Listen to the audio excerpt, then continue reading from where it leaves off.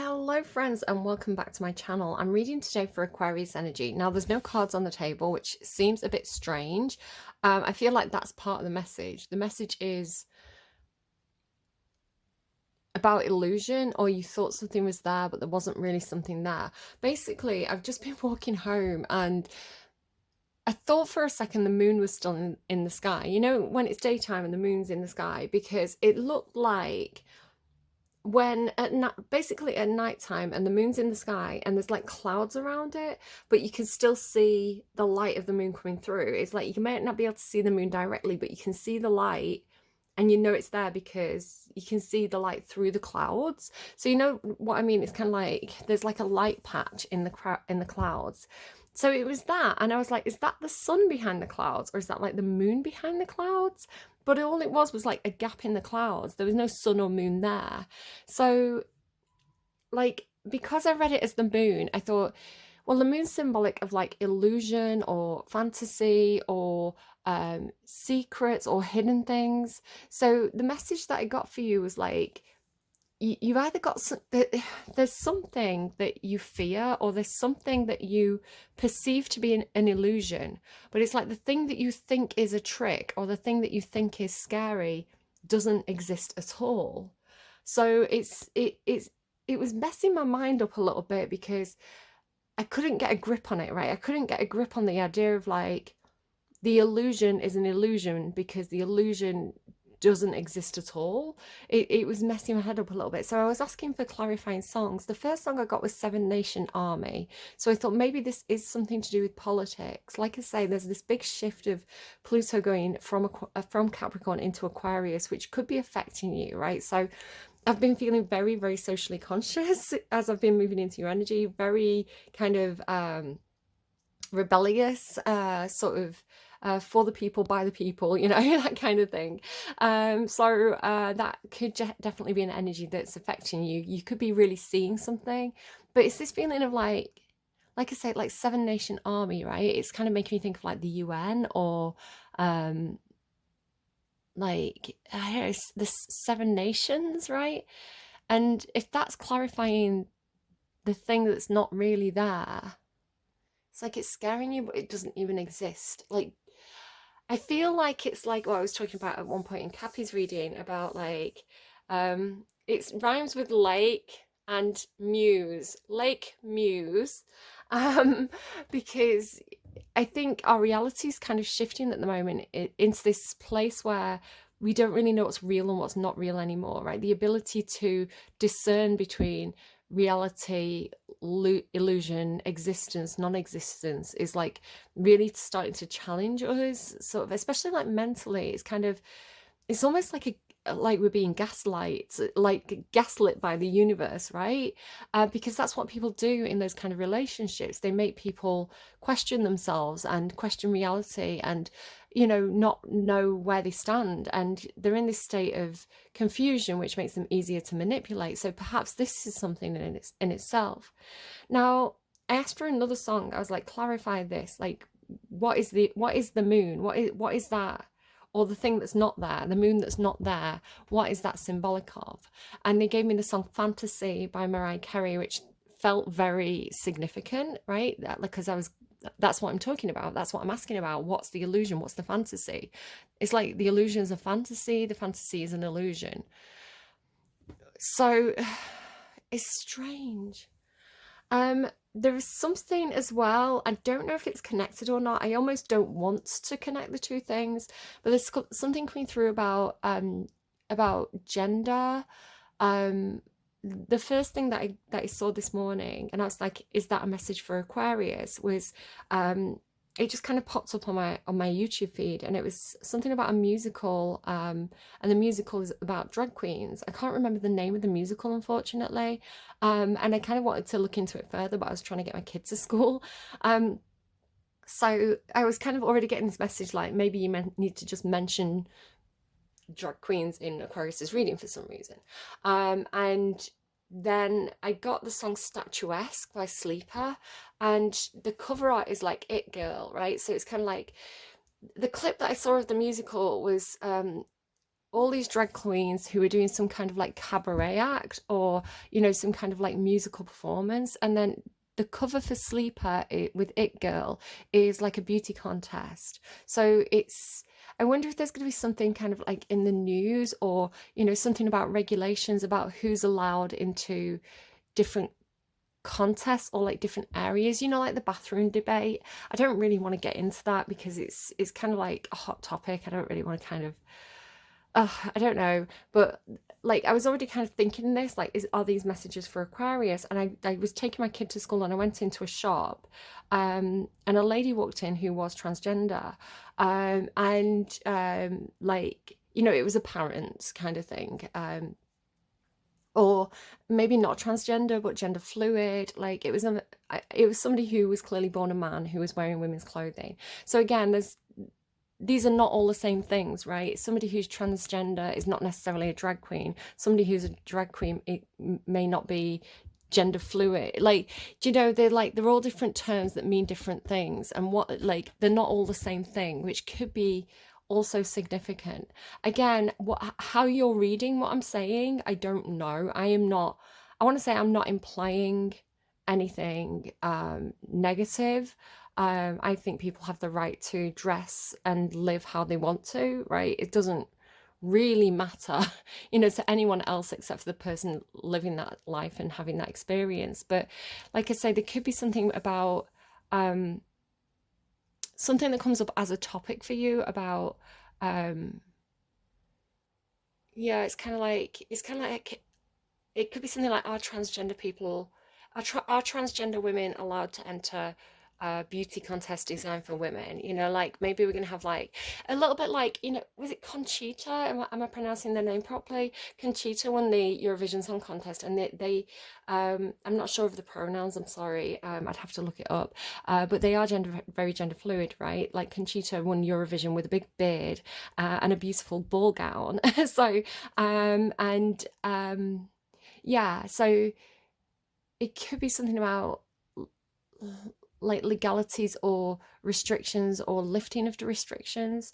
Okay, I don't know what else I've got for you, but there's something that feels very organic about your reading. I haven't even pulled cards out. Haven't even decided which decks I'm going to use. They are showing me a specific card from a specific deck, so we'll see if that comes out. But I just kind of wanted to, I wasn't planning on doing your reading, right? But the messages started to come through. So I think there's something important about this reading being very organic. I never set anything up.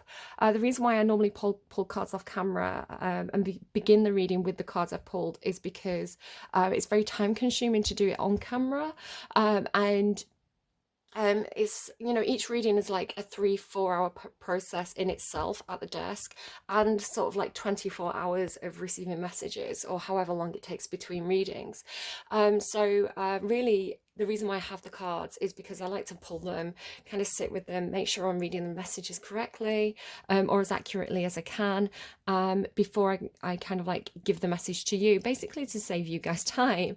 You can't follow me around 24/7, like waiting for me to go, oh, hang on, I've just had a message for Aquarius. Do you see what I mean? So, but maybe somebody needs to see the cards on camera. I need to say as well, I've got a scratch. It was just my cat. Somebody thought it was a good idea to make me and the cat hug, and like threw the cat into my arms, but I wasn't expecting it and the cat wasn't expecting it, so the cat tried to grip the duvet and instead gripped my arm. So it looks horrible. It's still quite fresh, but yeah, just to explain what that is on my arm. I didn't want anyone wondering, or jumping to conclusions. So waterfall, Pluto. There you go, Pluto, the black hole, and the princess. Well, that's the thing, isn't it? A black hole is something that's not there, right? It is something that's missing. So are you missing somebody who's like a princess to you? It's like you want the princess to fill the void, something like that. But then it's saying, is that an illusion, right? Sweet, sweet fantasy. The waterfall talks to me about an outpouring of emotions. It's kind of like once those emotions start flowing, you can't hold them back. You can't stop them. So you may feel in October, because I'm reading ahead for October, a big surge of emotion that you can't hold back.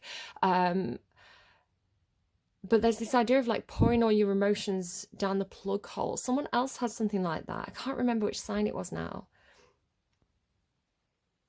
It could have been Sagittarius. This idea of kind of like, it was like they were throwing the money down the well or pouring drinks out down the plug hole. So it's kind of like all these emotions that you can't hold back are just pouring and pouring and pouring and pouring and pouring, but they're all pouring away into a void, right? So the princess to me is an interesting card because it talks about the idea of hope. Oh, I need to get my notes. I've just remembered some of my notes for you. Okay, so hang on, I'm just going to get my notes and come back. Okay, so you can see my terrible handwriting. So here, October in the box, hope in the box reading. So October in the box. I was putting some cards away, the tea leaf cards, so maybe that's the deck we're going to use next. I'm just going to get them out as I'm talking. So I was putting the cards away, and the October card was still in the box. It hadn't come out with the rest of the cards. It was kind of like stuck to the bottom of the it must have kind of like stuck itself by like static or something like that to the bottom of the book. So when I went to put the cards away, the October card was there. Now it's funny that I'm reading for October, and I almost immediately realized this was a message for you, Aquarius, because you had a reading a long time ago when I first started readings that was called Hope is Still in the Box. And I think you've been getting stuff have been coming through that week about Pandora's box, how she opened the box and chaos and evil and scary things kind of flew out into the world. So she slammed the lid shut and hope stayed in the box. And it means like hold on to hope, right? Hold on to hope. Hope is not lost. Like hope is still in the box. And then the funny thing was, in your reading, one of the cards hadn't come out of the box, and the card that was still in the box was the star card, and the star card is symbolic of hope. So I was getting this message about hope is still in the box, and you had hope in the box, right? So October in the box, hope in the box reading. So I want to say you could have this sense in October that you are either you've got like a drain on your resources, a drain on your energy. I want to say for most of you it's something emotional, right? Like there's something that you've poured all your love into and you've not had anything back. This has just happened to me yesterday. Actually, I was doing a lot of work on a project. It took me the entire day. I kind of put too much pressure on myself. Ultimately, I really struggled, and it didn't come out very good quality despite all the effort I'd put into it, and I didn't get the results back that I was hoping to get, and I did self-sabotage, and I'm aware of that, right? And so it wasn't a waste of time because it was a learning lesson, right? The universe was showing me something about, hey, maybe this isn't the best way to go about this. Hey, maybe we can do something different in the future. I want to say it wasn't necessarily my fault. It was kind of like a deadline moved. Yeah, so I kind of like had to kind of like jump up and do something quickly when I'd already planned to do it the next day. So it kind of messed me up a little bit. But, you know, as well on top of that, like, it's that feeling of like, this is taking me so long, and I know that this isn't the right thing to keep working on, and yet I'm determined to finish it. So it could be something like that. For most of you though, I think it could be, I mean, it doesn't have to be a person. It's like could be like a child to you or an apprentice type person, or basically the princess is like the queen in waiting, right? It's like she's one day she's going to have a lot of power, one day she's going to have a lot of a position of influence, but she's still a princess, right? So she's still a queen in training. But the princess is really important because she goes out, she connects with the people, she's empathetic, right? And she is symbolic of hope, right? People are the people are like, one day she'll be queen and she's kind and she's got a beautiful heart, right? And you know, when she's queen, she's going to help us. So the princess is symbolic of hope. Maybe it's something about like, you know, like Princess Kate or Meghan Markle, like, you know, one of those figures or something like that. But with Pluto here, Now, Pluto's about destruction and endings. Pluto and the black hole have a similar energy in that way, where it's kind of, it's a consuming energy, right? It's a destroyer energy, but it's not a destroyer. It's actually, if you know about black holes, they are shapers. They don't destroy the universe, they shape it, they craft it, they create the universe. In fact, black holes turn into, I think they're called quasars, which is like a massive beam of light which shapes the universe around it.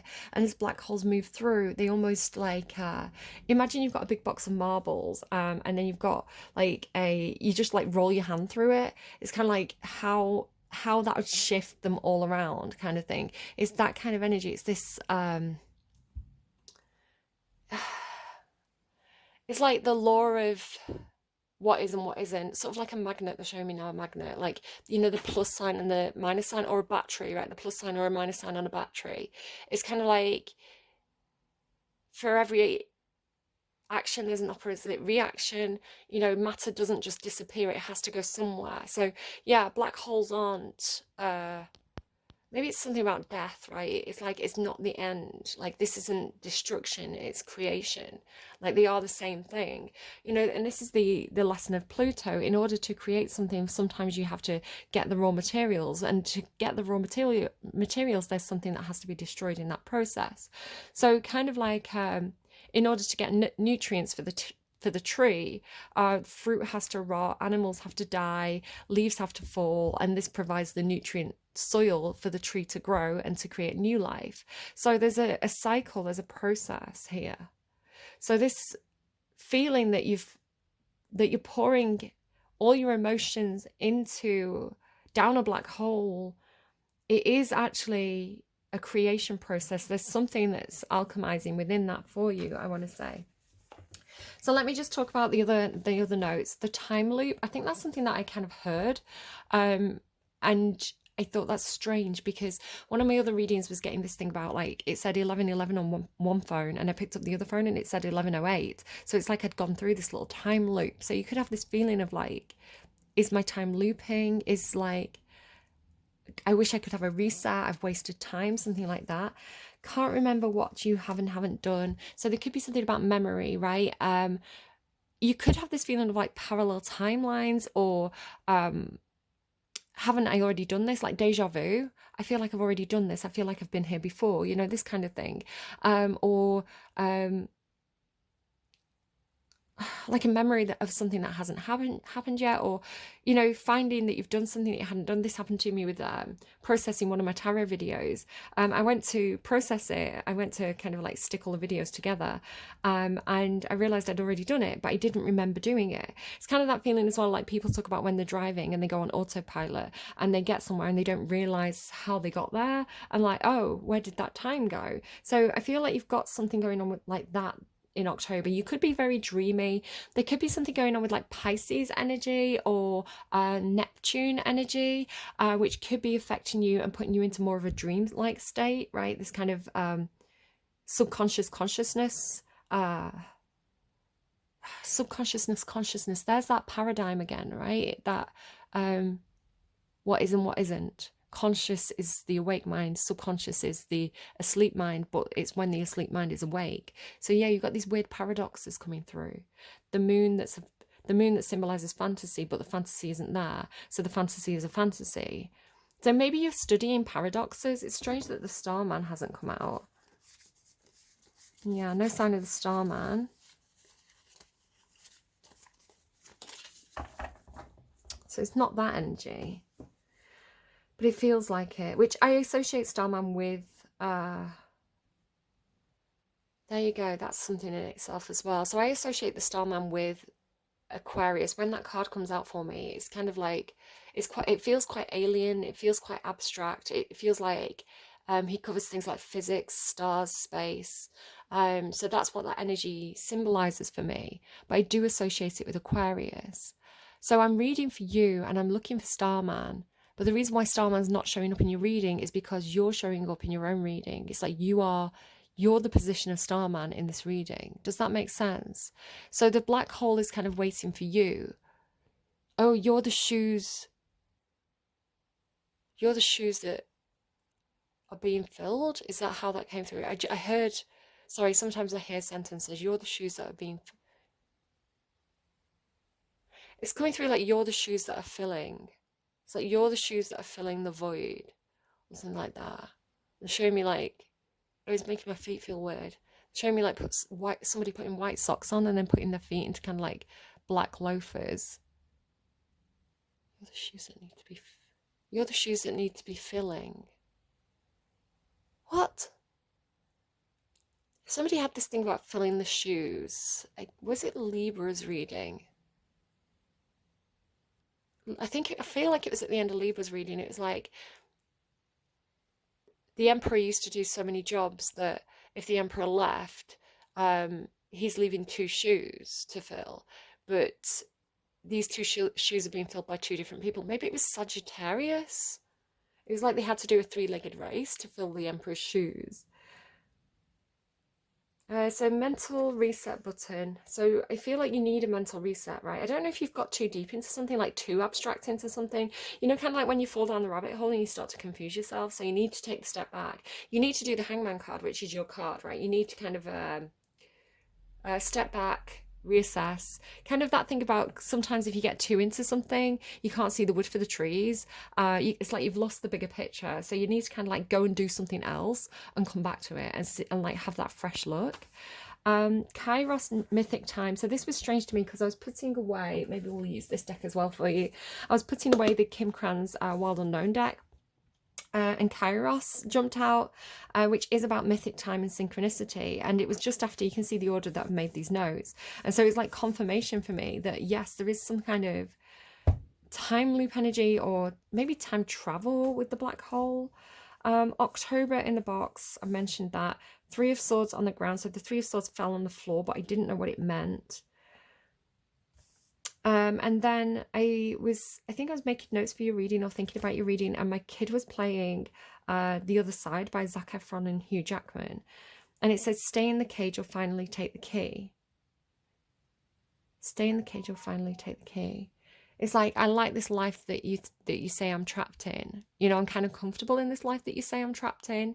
So it's somebody who's trapped, but they don't perceive themselves to be trapped, or they enjoy being trapped.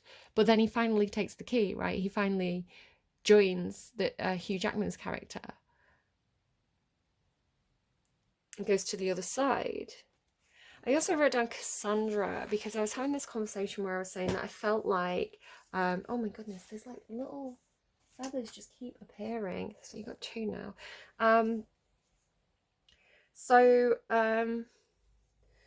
Sorry, just checking something.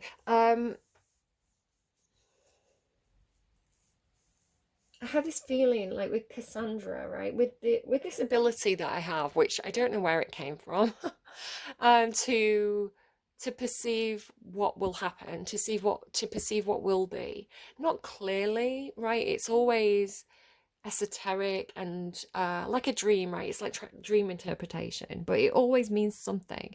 It always turns out to be something. Even if it sounds crazy, even if it sounds weird and out there, it's like it turns out to be a movie that I watch, you know, that kind of thing.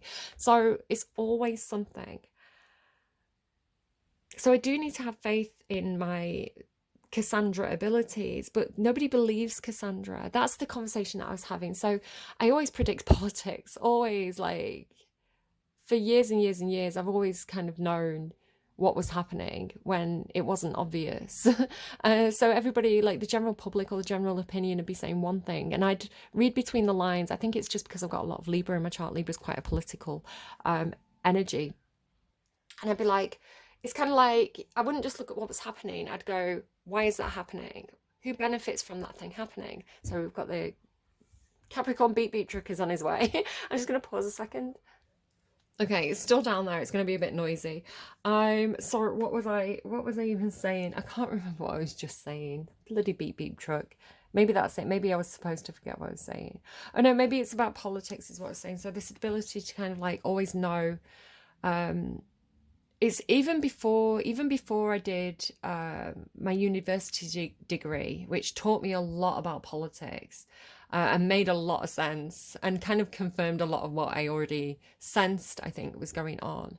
But I'd always be like, oh, look, like they're saying that the fault of this thing is on that person. But actually, if you read between the lines and you look into it and you do your research, the reason why this thing happened is this. But they're using it to kind of smear campaign that other political party and create distrust in them, even though it was absolutely not their fault and they were fixing the problem. So it's kind of like I've always been able to kind of go, oh, that's what's really happening. And I'd tell people and I'd talk about it, and people would think I was a conspiracy theorist. People would think I was, what was I talking about? And then, you know, years down the line, it'd turn out to be true and everybody'd see it and it'd be apparent and mainstream. And I'd go, yeah, it was obvious to me, right? And it's frustrating. It's a frustrating position to be in, because sometimes you think, well, maybe I'd just like to believe what everybody else is believing. So I did like describe myself in that moment as being like a Cassandra, right? The feeling of being Cassandra and, you know, making predictions that nobody wants to listen to, but and being maybe a little feeling a bit ostracized for that. And yet, you know, I don't know. Anyway, I'm going to keep going. Let's go to the tea leaf card first and kind of see what they have for you. Hopefully I'm going to be able to shuffle them without them just kind of like randomly leaping out. So I'm going to show you my process. So normally I always shuffle before I put them away, but because I'm asking for your energy, I want to give the cards a chance to kind of like decide how they want to be. Just having a look at that because it's stuck. So arrow, you are on the right path regarding some aspect of your life. I'm now going to go ahead and put that into the middle of a deck. I normally shuffle 3 times.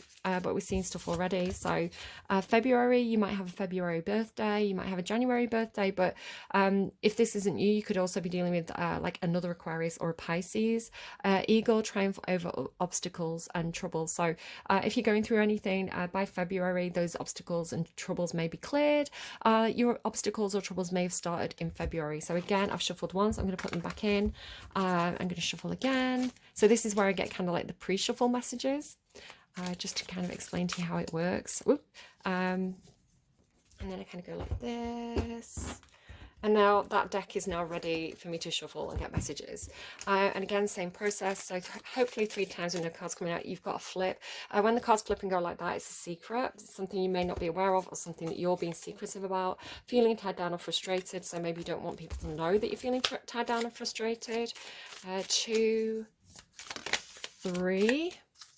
And then 1, 2, 3. I want to see what that was. Stalk, news of a birth or business opportunity, because it flashed up at me, so that sort of tells me that it needed checking. Messages for Aquarius for October, please. We've got another secret. Let's see what this is first. Grapes, time to get out and have some fun. So there could be a secret that you're hearing through the grapevine.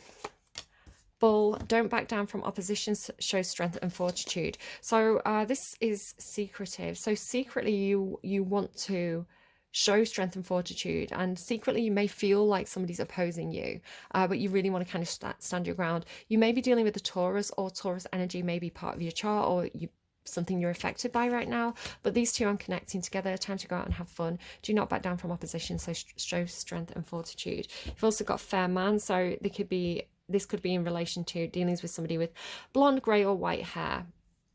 We've shuffled once, so we're going to shuffle 2 more times.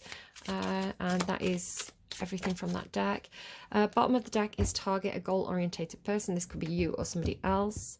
Harp landed on this, so great happiness. So time to go out and have fun, great happiness, and you're not going to back down on this. So you did have that yoke card, feeling very restrained, feeling very like perhaps they keep showing me the 8 of Swords, so it's kind of like feeling very trapped, feeling very caged. You did have that line as well. Get out of the box, finally take the key. So you've got this feeling of kind of like wanting to get out, wanting to go out and have some fun, wanting to find happiness, and this is something you're not backing down on, right? This is something that you know is a human right. Torch, spiritual development, enlightenment, awareness and understanding. That could be related to this or something separate. You've also got quill, get back to the basics. We have been seeing feathers, so I feel like feathers is symbolic for you. So if you're seeing feathers, it could be in relation to reminding you to get back to the basics. This is what I said. It's like you're overcomplicating something. It's like you've got too much in your head, or you're taking a deep dive into something, but you've kind of gone down the rabbit hole a bit too far. So it's like you need to kind of come back a little bit to gain some perspective. Maybe you are going down some kind of like, when you go into those conspiracy theory rabbit holes and you kind of like do start to feel a bit disassociated from reality, like everything's an illusion, right? But again, it's like the illusion's an illusion, and that can happen because we have, again, remember this and that are true. So we have culture and we have counterculture, right? Oh, maybe that's a message. So the idea of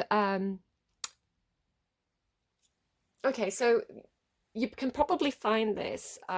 Sometimes a music company will have two artists. One will be mainstream and one will be counterculture, and they will create this kind of fight between them, or this kind of like, who are you going, this or that, right? They go, who are you going to vote for? Whose single are you going to buy? It's like Blur or Oasis. I don't know if they probably have different record labels, but even if they have different record labels, both record labels benefit from this, because when you create this like a two-party system, or Pepsi versus Coca-Cola, it's called there is it's a marketing technique, and there is a name for this, the illusion of choice. If you want to go and look into the idea of the illusion of choice, so it applies to many things, right? Two-party political systems, Pepsi versus Coca-Cola, Blur versus Oasis, I don't know, Katy Perry versus Taylor Swift. When you get these kind of it's a marketing technique, right? It's like people get a bit heated because it's like, well, this person's better than that person. Who do you like best? It creates engagement, and but it forces people into one tribe, right? Are you this or are you that? So how I was talking about, being gender fluid is not the same as being transgender or a drag queen, right? It's kind of like, the idea of kind of like people putting you in boxes, or there you go, people putting you in boxes, it's come back up again, or people putting labels on you, or you doing this to other people. It's kind of like, for me to understand this thing, I need to be able to put a box around it, right? I need to compartmentalize this, because it's easier for my brain to understand something that's fixed and compartmentalized than fluid. So this is why people who, like, I've got Gemini energy in my chart, like people who have like a flowing energy to them, where they can understand a lot of complexities and dualities. Like that's how a Gemini energy works, right? That's how a Gemini mind works. Aquarius too, but Aquarius tends to be a little bit more, this is my position. I'm going to choose what I think is the best, the highest, the most optimal, and this is going to be my fixed position. Gemini's all over the place. Gemini's every position. Libra's similar, like Libra's middle ground, but can understand and move into different positions in order to reset the center ground. So this could be about center ground politics. This is how Tony Blair won the election, because he was center ground. People are saying this about I can see him, I can't think of his name. He's got nice hair. Leader of the Labour Party, Keir Starmer. He's quite a centre ground politician as well. This works really well for Labour. If you get people who are too far to the left, so like again, I can see his face, I can't think of his name. He was doing really well as well. I really thought you might have a chance of winning the election. Old man, war jumpers. Yeah, I can't think of his name right now. But he was very, very kind of like socially conscious, and so middle ground tends to work really, really well for Labour, is what I'm saying. And so I think Keir Starmer's in a chance. Let's move swiftly on. But it could be something like that, right? It could be middle ground approach is good. He's got a lot of Libra in his chart, so that explains that, right? It's kind of like, where am I going with this? They were showing me Anthony Hopkins, a census taker tried to quantify me once. I ate his liver with some fava beans and a bottle of Chianti. So it's kind of like, I'm not saying anyone should eat anyone's liver. Maybe somebody's eating liver. I believe it's very, very good for you. It creeps me out. If you put it in milk, it moves. It's alive. It scares me. I don't know if that's true or not, right? It's like an urban myth. This is why I do readings off camera, guys, because I get all these messages and I'm bad enough. Like, this is why I channel off camera, because if I channel in readings, it's just so much. It's overwhelming. Get back to basics, broken ring, parting of the ways in either business or romance. So maybe this is why you've got that black hole feeling, right? You poured your love into something, and it didn't work out for you. So you're having to do this reset, right? You're having to do this kind of like, okay, back to square one. Let's draw a line under that. Let's write that off. Let's reanalyze my position, and see what tools and assets and what is my situation, what is the truth of my situation, what do I have, what do I need, let's work towards that, right? It's kind of like the stuff that's gone is gone, the time that's gone, the person that's gone, right? It's kind of like that's done. What else do we have for Aquarius, please? Crib. Crib's landed over near torch. Crib, it could be crib, but it could also be like your crib, like MTV cribs. So it could be something about a house. Birth or conception of a child or enterprise. It's on torch. So spiritual development, enlightenment, awareness, and understanding is connected to crib. Birth or conception of a child or enterprise. So it's almost like some stuff fell on the floor there. Dealings or relationship with a man. They really wanted to show you funnel. A period of frustration, lessons to be learned. Yeah, it's not wasted time. Wasting time is not wasted time. Whatever went wrong is actually going right.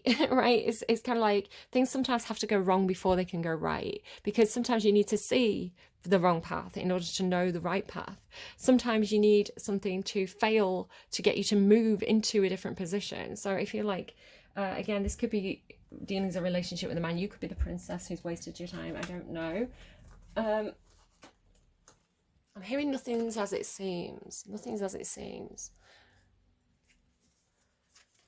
Oh, you had yesterday that song played. Breaking my back just to know your name. What is it?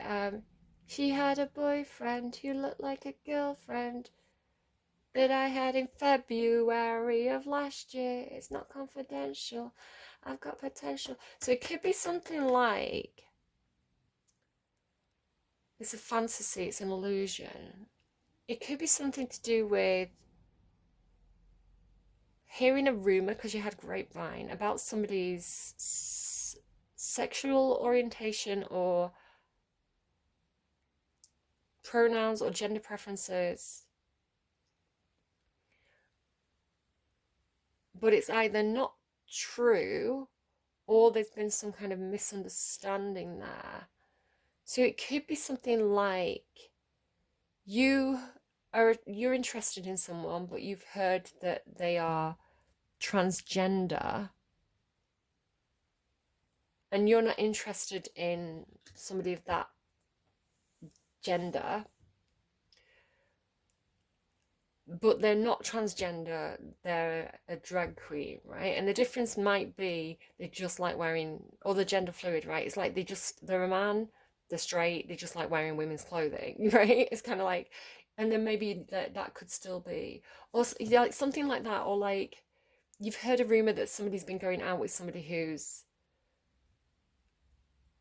like, you're interested in a woman, you've heard she's going out with a woman, so you're like, oh, she's not interested in men, but she might be interested in men. I don't know, there's something that's a fear or an illusion that's not valid, because it's not the case, right? It's like there's something that's not really there.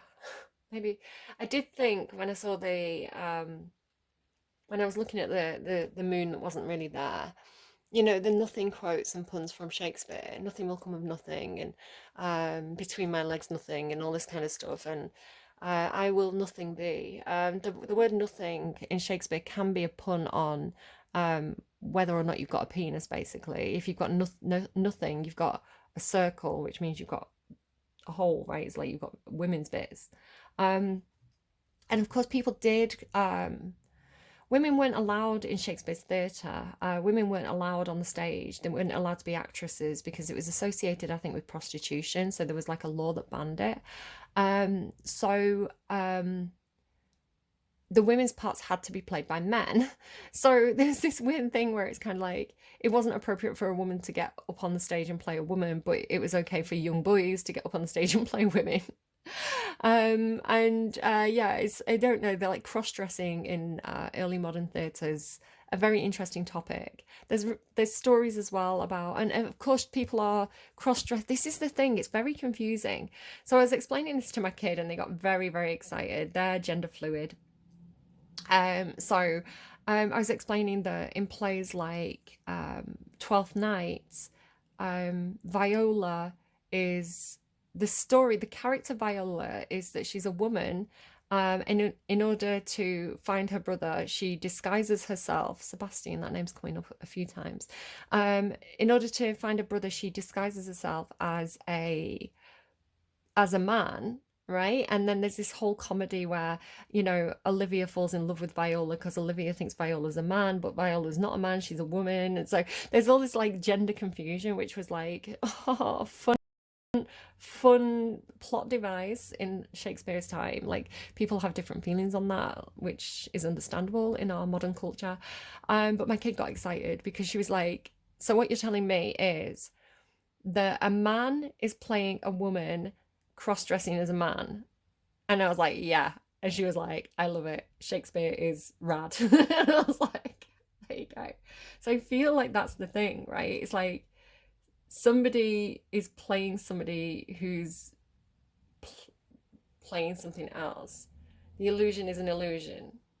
The illusion's an illusion. Oh, this is interesting. Okay, get back to basics. The man landed on that. What else do we have? Pig, beware of greed. That could be your own greed. It could be people around you. Wall, misunderstanding. I told you. Misunderstanding. Success assured with good plans and hard work. Grasshopper, situations in the balance that require careful handling. It's like the pig wants to eat the egg. I felt it in my mouth. Right. Oh my god. Right. There's something significant about this. Let me see if I can show you that they're looking a bit dry and dusty. It's my avocado plants, guys, and they don't really like it when it starts to go a bit colder. So they were doing really, really well while it was warm, but I've just thrown mud on the floor. I do need to water them actually. They're looking a little bit dry, but I also don't want to overwater them when it's cold because I don't want the mud to go icy. So the leaves are kind of looking a bit dry and stuff, so just excuse the state of them. It's not that they don't like autumn, guys. It's not their season, especially in England. But your cards have landed in my avocado plants like this. They normally sit on my windowsill, but it's with it being cold and with me having the window open, it's been quite gusty and I didn't want them to get like blown out of the window and land on someone's head. So sometimes if it's particularly gusty and I've got the window open, I kind of bring them in and put them on the floor, and they don't really like being moved either. So bless them, they're having a tough time of it. But both of those cards that landed on the floor are in my plant pots like this, in 2 different plant pots. So let's have a look at what they are. Oh my god, exactly. Oh, look at that. I didn't make that up. I wish that had landed on camera, but I swear I didn't make that up.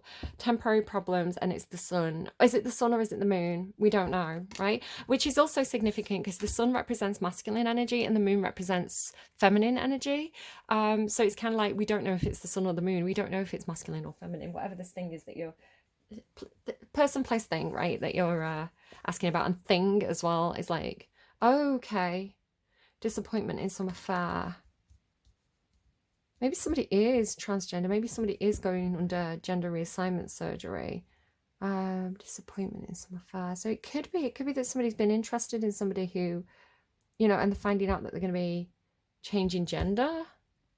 You've had man twice, right? You've got man dealings or a relationship with a man, and you've had the man with the blonde, grey, or light coloured hair. There's something there as well. What's this? So again, there's secrets, there's things that are hidden. Light-hearted, carefree time. New home, right? And cribs. New home, new attitude.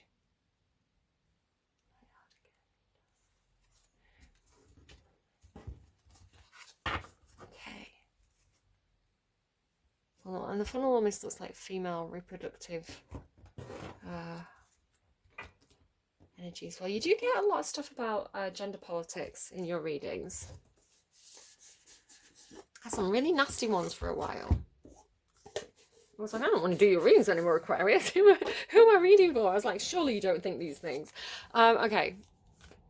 What do we have for Aqua? The ocean. I got Ocean Drive. Ocean Drive, you know why. Sun's gonna shine on everything that you do. The sun's gonna shine on everything that you do. I don't know how many times I've shuffled, but I'm feeling one more. There you go, the animal. Like, that's like letting your wild side out, the fault line. So if the fault line is like the cracks are starting to show. They're showing me lines around people's eyes. So there could be something about getting older. Yeah, like that as well. Yeah, it could be something about like, you know, the creases around somebody's eyes. Like, I like it. I like smile lines. I like crinkly eyes. You know, it shows that somebody smiles a lot, I think. But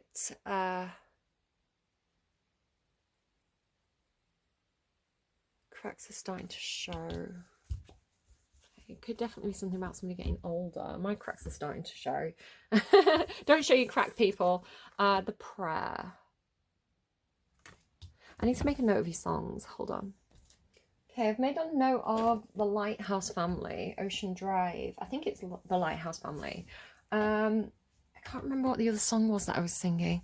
I'm sorry if there's anything missing from the description box down below. Most of the songs will be down there, though, that come through in the reading. The Animal and Anime Mundi, everything. Anime Mundi literally means everything. Like the entire universe, like including the black holes, right? Like it's like what is and what isn't. Like nothing's missing when it comes to Anime Mundi. It's like all that is. The animal is like, it's like your shadow, right? It's like the wilder parts of yourself, kind of like the id. I do associate Aquarius energy with super ego. So it's kind of like being the best version of yourself, being at the top of the pyramid, which is interesting because between Capricorn and your reading, I was getting a lot of stuff about like the pyramid and kind of like it's kind of like you know, pyramid schemes or like how society is built, like cursus honorum kind of thing. It's like it's almost like it's lonely at the top. It's kind of like it's hard to get to the top of the pyramid, right? It's kind of like you have to stand on the backs of everybody else to get to the top of the pyramid. Maybe it's like cheerleading. But if the bottom of the pyramid crumbles, you've got a longer way to fall. So this kind of was stuff that I was talking about kind of around the Capricorn reading, which did have a political edge to it. So the animal is kind of like base needs, base instincts, survival.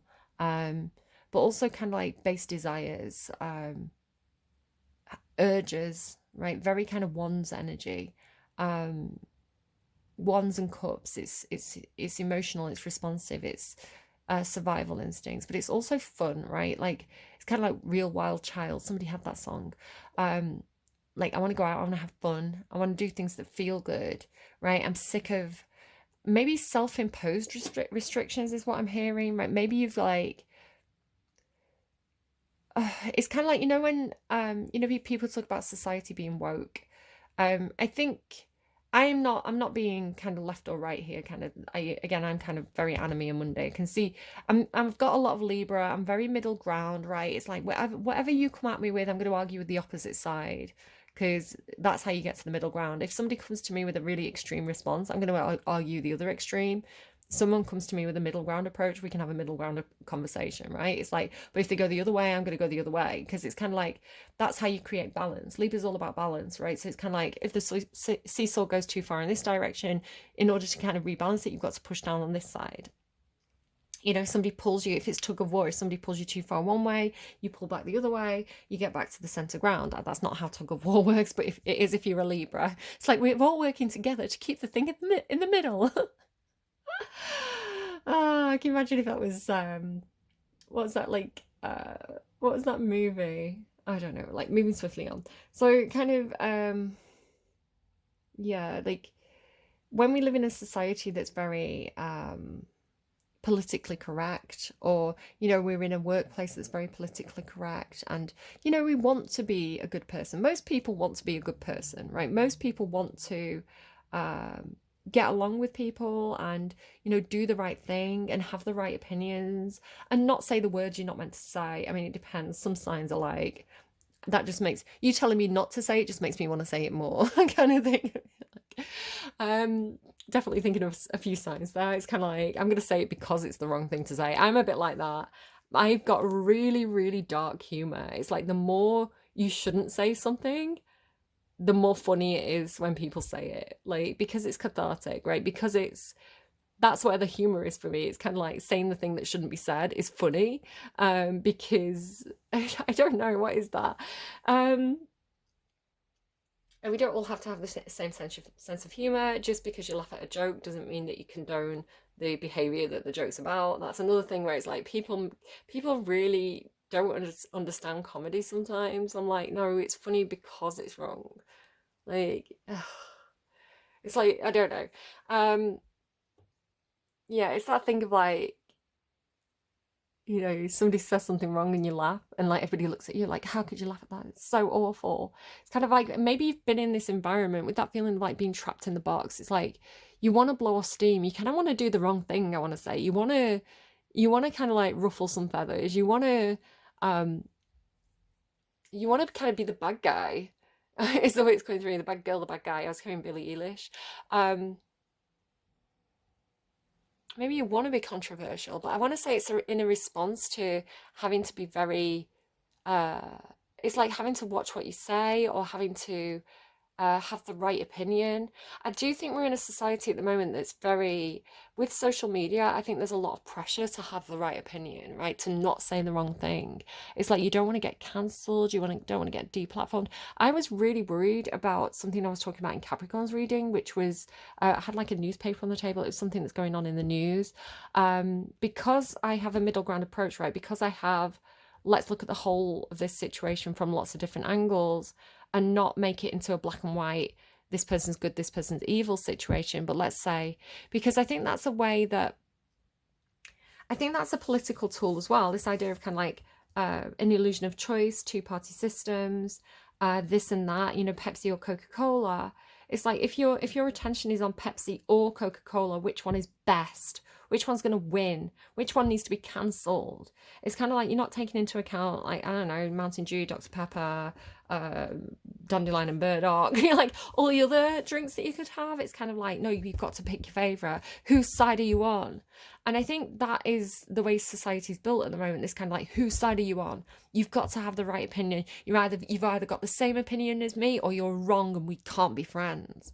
So isn't that weird? Isn't that unhealthy? Because we're eliminating nuanced discussion. We're eliminating the ability to question, right? To find the middle ground, to look at the grey areas, which is actually a very, very dangerous place that we've created for ourselves. Because what people can then do is they can go, well, I'm right, that person's wrong, and if you agree with that person, then you're the bad guy, which means that you can't question this person, because any kind of dissent, any kind of questioning, any kind of it's cults. If you look at how cults work, you don't question the cult leader, right? If you question the cult leader, you're not part of the group anymore. There's something wrong with you. You need to be pushed out. You need to be shunned, which is tapping into a really basic part of human nature that says, I want to be part of the group, though. I want to be part of the group because it's safe to be part of the group. If I get ostracized, if I'm out on my own, I'm in danger. And that's your id talking. So then your superego goes, well, I have to have the right opinion then. I have to be the best of the best. I have to make my position secure. So question yourself about that, Aquarius. Where do you do that in your life? The prayer as well, it's like holding on to hope, right? There you are, holding on to hope. And the ocean in reverse. So there's something that feels very overwhelming, I want to say to you. The ocean cleanses us. The ocean is about, this particular card is about having a release, right? Having a, like going into the salt water and being cleansed, and then coming back out and having a fresh start. So maybe you just need to go and have a shower, right? Like cold shower, wash it off. Maybe you need to go and have a bit of a spa day, or a day off at the beach. It's kind of like this energy of like the ocean washes you clean. Okay, let's go to this deck. Oh, this is a mega deck of like 4 different decks that I have. I think they're all by Stacey DeMarco. So hopefully I'm going to be able to do my pre-shuffle. Nope. Sybil, there you go. Cassandra energy keeps on coming out. It came out for me last night as well. And Freedom Horse. Yeah, there you go. That's the passing through the portal, right? Having the freedom, going out, having the real wild time, having the fun. Okay, let's count that as 1, 2 for Aquarius for October, please. Anything else for Aquarius for October? Oh, there you go. That card flashed up when I was tidying up the cards as well. I thought it might be for you. It was coming through with protection. It says peace and it's gorilla, and the story of this is the gorilla knows his strength. It's kind of like King of Wands energy. The gorilla knows his strength. He doesn't have to throw things. He doesn't have to shout. He doesn't have to stomp his feet. He's got kind of like a quiet authority. So when his authority is challenged, he just kind of has to stand up and flex. And that's enough to kind of like be a warning to the other person to say, you know, if I wanted to fight you and I wanted to win, I could do, but I have the maturity and the ability to hold back, right? It's like, just because I can crush you doesn't mean I will crush you. I'm getting patted on the back right now. So yeah, kind of, I've got this feeling as well, just with the imagery of the card, of kind of like, it's like watching the world burn. Not in a way like you're like the Joker. It's not like you made the world burn. It's like you're just seeing something at a distance, you know, like with the Sybil and Foresight and Peace Gorilla. It's kind of like, maybe you are quite political. Maybe you are aware of how things play out, right? The ability of the world and of politics and of society to rebalance itself when it's gone to an extreme. You know, normally if something gets very, very extreme, it's not a permanent situation. Normally, things naturally go back to the center ground because people get sick of it. Sort of like the Roman Empire, like part of there's a theory that Augustus was so successful, like he was able to restore peace to the to Rome after. So right, okay.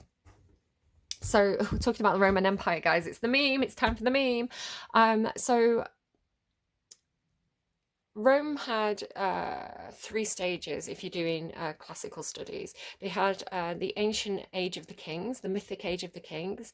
They had the age, which was not that mythic, right? There's some evidence to suggest that at one point it was kind of like a tribal society with a king. Like they found kind of a black stone with the word Rex on it that dated to that period. So there is evidence to show that it used to be kind of like a system of huts on the side of the mountain, and they did have somebody that they would call the leader or the king, like the Greek Basilius, right?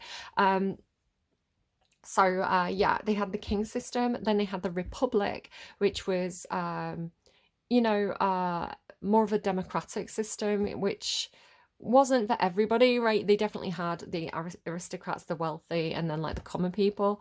So, and it was a pyramid society, even though it's kind of like you didn't just have one person at the top, like an emperor or a king. You had a conglomerate at the top, kind of like we do today in our democratic societies, where you know, you had the controlling kind of senators and kind of elite classes, the equestrian class, and then you had kind of like the people below, the plebs, the proles. So yeah, it was a whole, and the cursus honorum, right? Not everybody made it to the top. So yeah, like even if you call it a democracy, you've still got like the censors, right? 2 censors. You know, the big men, you know, controlling everything. And just because it's 2 men who are meant to keep each other in check doesn't mean that it's not an empire and not, you know what I mean? It's like, call it by a different name, it'll still smell like people being shit to each other. So yeah, they basically, the competition in Rome got too intense, because they were all trying to vie for power and get to the top of this pyramid, and get into these kind of increasingly limited number of privileged positions. It created the civil war at the end of the Roman Republic. You know, big names like Cicero, Cato, Caesar, Pompey, that lot, you know, had a big fight.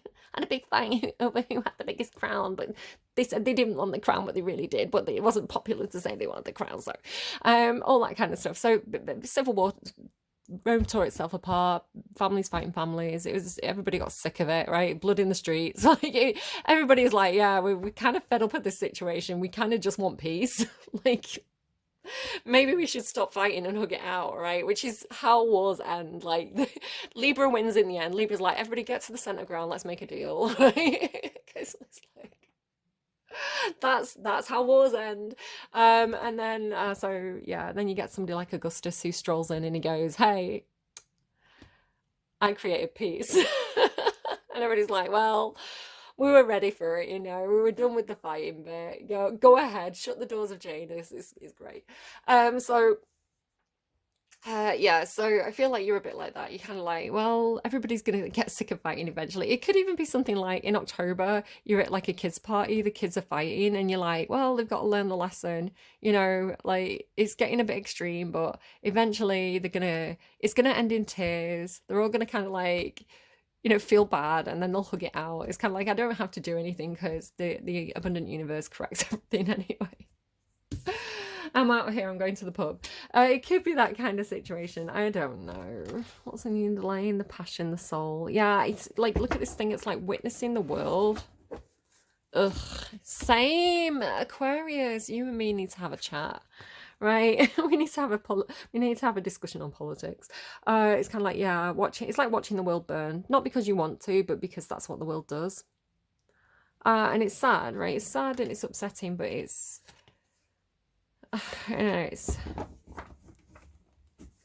feels quite Cancerian, right? I'll turn blue into something beautiful. Seeing the good in the bad, something like that.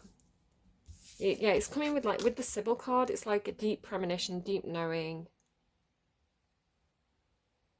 There's a purpose to it, right? There's a purpose. This is the thing. We're in fall season, right? We're in autumn, Pluto time. I do see it as like Pluto season is autumn. You know, Persephone returns to the underworld. Demeter grieves. The crops die. We go into winter. You know, it's a natural process. It's a cycle. Those cracks around our eyes are just part of the beautiful balance of the world, right? The beautiful cycle of nature, which is a masterpiece in itself. You know, the beauty of nature. There you go, snow after that. You know, this is what must be, because we're a part of this. We're a part of this giant system that repurposes everything, and repurposing our bodies is part of that process. We're not meant to live forever. We're meant to return to the earth and nurture and transform and you know, have a crossing. So not too soon. I'm not saying that anyone should you know, go about making this happen for themselves or anyone else. But again, I feel like maybe somebody feels like they've wasted their life. You know, what have I done? What do I have to show for myself? I was singing a song yesterday about, it's a Lana Del Rey song, and it's I did it for fun, I did it for free, I did it for you, I did it for me. We did it for the right reasons, right? We did it for fun, we did it for free, we did it because it was the right thing to do, right? Let me just Google it. We did it for the right reasons. Lana. Yosemite. It's making me think of someone. Seasons may change, but we won't change. Isn't it sweet how we know that already? Winter to spring, spring back to fall. There you go. Listen, it's not my fault I'm a Cassandra. I was born this way. Maybe Born This Way by Lady Gaga is another song for you. Winter to spring, spring back to fall. Isn't it cool how nothing here changes at all? You make me feel like I'm invincible, just like I wanted. No more candle in the wind. It's not like I'm invisible, not like before when I was burning at both ends. We did it for fun, we did it for free. I did it for you, and you did it for me. We did it for the right reasons.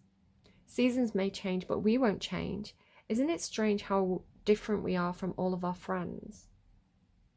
Maybe one of you is a vampire, I don't know. Seasons will turn, the world, it will turn. Doesn't that have that feeling? It's like watching the world turn. Yeah, watching the world turn, not watching it burn. Well, watching it burn. Seasons will turn, the world, it will turn. The only thing will turn is the pages of all the poems will burn. It makes me think of book burning, which I definitely don't agree with. I remember watching How Green Was My Valley and thinking, how deep was the canyon that you came from? Television static was quite overwhelming. Was it because of the cabin, the candles in the wind? We've done it for fun. We've done it for free. I showed up for you and you showed up for me, and we did it for the right reasons. We did it for fun. We did it for free. When I was young, till eternity, we'll do it for the right reasons. Withstanding all the time, changes and seasons, right reasons. Oh, I accidentally screenshot Fantasy by Mariah Carey again instead of stop it instead of Yosemite. Okay, so you've got that song, and then what was the other one that I mentioned? God, this keeps happening. They keep coming. Again, it's like memories being affected.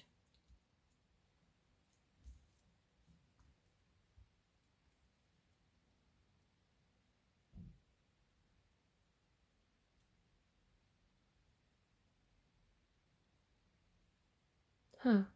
Sorry, I got a side message there. It's something I said this morning that's...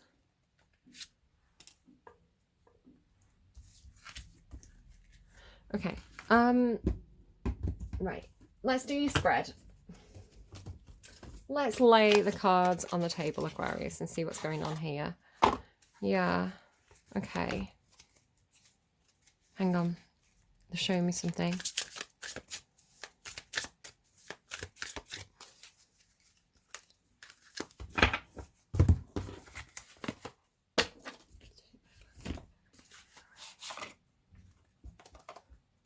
What's in the box?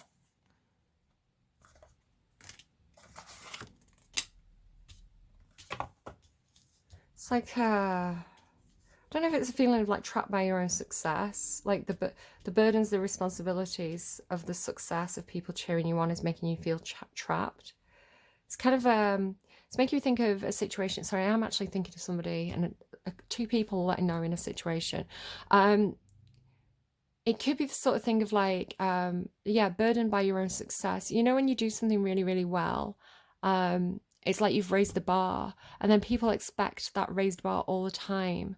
But you can't always, right? The way that they're showing it me, the idea of raising the bar, right?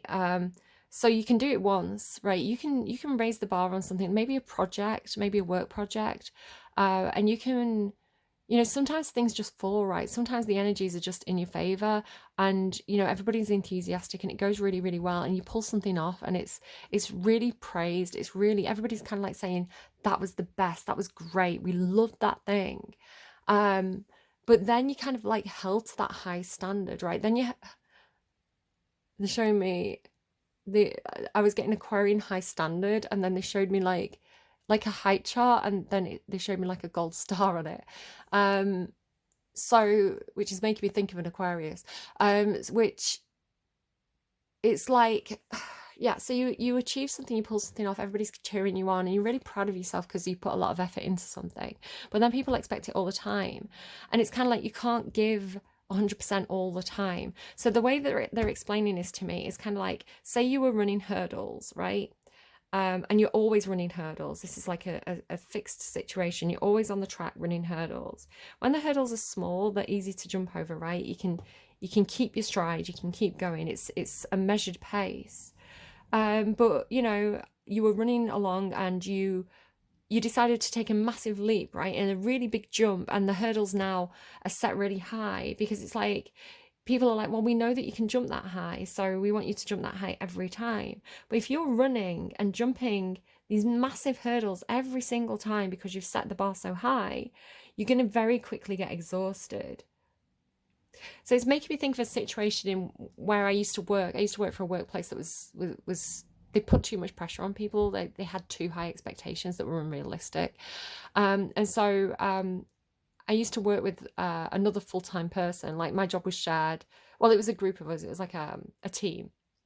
But it was a very small team. So there was me, there was another full-time person, and there was a part-time person. And so me and the other full-time person kind of, when one of us had a couple of weeks off, we'd find like the first week would be fine. We'd be like, we could do this on our own. You know, it's kind of like, you know, you're organized, you take charge, you do it on your own, everything's fine. The second week, you would be really wanting that person back. You'd be like, I can't do this on my own anymore. Everybody's driving me crazy. I can't keep up. So it's like the first week you can do it, right? It's in your stride. This, like, but you can't consistently keep up that. It's like going 150%, right? Because you're doing like, or going 200% because you're doing the job of two people. You can't do that consistently. So I want to say, just be careful of like burnout. Okay. Yeah, it's like oh, King of Swords, sorry, the King of Wands and the King of Pentacles. That's the vampire. So it's, I want to say it's somebody who's draining you. Perhaps this is like a work or money situation. Again, that idea of like maybe draining your finances, like they're going down the black hole.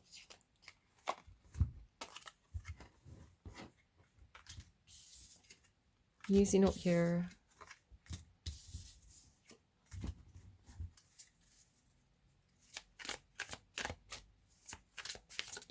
okay. Could be a situation like, again, sometimes they show me stuff about myself so that I know how to translate this message. So it could be something like you may have some Cassandra-like ability. You may be like a muse, a prophet, something like this. You may have you may be a creative person. To ground this in like a way that most people can understand, you may be a very creative person, right? You may have these brilliant ideas. You may really, really think out of the box, being Aquarius. I see Capricorn as being in the box and Aquarius as being outside of the box, or turning the box around to see it from its different angles. Yeah, you could be somebody who kind of like is a creative person. You may have a lot of really great ideas and like a lot of energy when, you know, like King of Wands, like a lot of energy when you have a good idea. It's kind of like creative people can be like that, right? Creative people tend to work in not a regular pattern, but in ebbs and flows, fire energy, right? It's kind of like it burns hot while it lasts. So you may find that you have these downloads almost, and it could come through as like a psychic thing. It could come through as like just an idea popping into your head, or being in a very creative space, and that could be very useful to people, right? It is coming through like muse energy. So you're perhaps giving your ideas for free, right? You're saying, hey, I've had this great idea, let's have a discussion about this thing, you know. And it's you're acting basically as a mouthpiece for the creative energies of the universe to kind of like work through to get to the people who perhaps are more King of Pentacles, right? They are more money minded, they are more practical, they are more consistent. It's kind of like the muse to the magician, right? It's kind of like the magician energy of being able to get the message, the idea, the dream, and then the practical tools and the actually grounded situation and people that can make those dreams happen.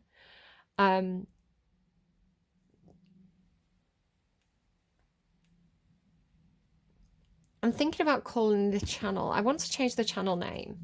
And I was debating different ideas, and definitely like a classical ideas. So you know, sing muse, I sing of men, you know, these kind of like old quotes. I have got a website called the Classical Muse. It's a WordPress account, the Classical Muse. So I was thinking maybe I'd call my channel the Classical Muse. And then I kind of thought I like the idea of the Emperor's Muse, right? It's kind of a little bit like a play on the Emperor's New Clothes, the Emperor's Muse. I like the sound of it. So maybe because I had this idea while I've been in your energy, it could be that that's how you feel. You feel like you're the Emperor's Muse, right?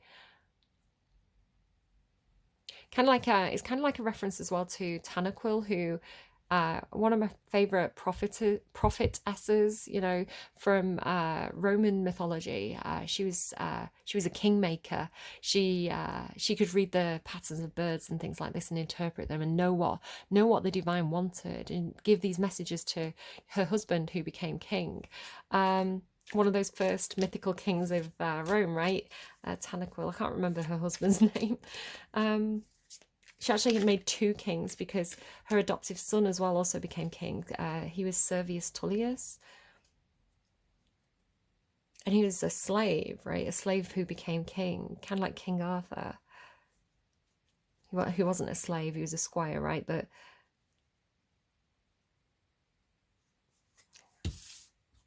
okay.